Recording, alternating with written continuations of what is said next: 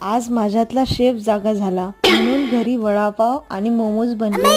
ते खाऊन आम्ही खरेदीसाठी गेलो। इथे यांची आणि दादाची खरेदी केली आणि माझ्या खरेदीसाठी आम्ही लेडीज सेक्शनला गेलो। आमच्या गावामधील सिमला ह्या दुकानामधून आम्ही नेहमी खरेदी करत असतो। इथे लेडीजचे खूप छान कलेक्शन आहे। मागच्या व्हिडिओमध्ये तुम्ही बघितलंच असेल, मकर संक्रांतीची खरेदी पण आम्ही इथूनच केली होती। इथली खरेदी झाली। आईस्क्रीम आणि मंचुरियन पार्सल घेतले आणि घरी जाऊन जेवण केले।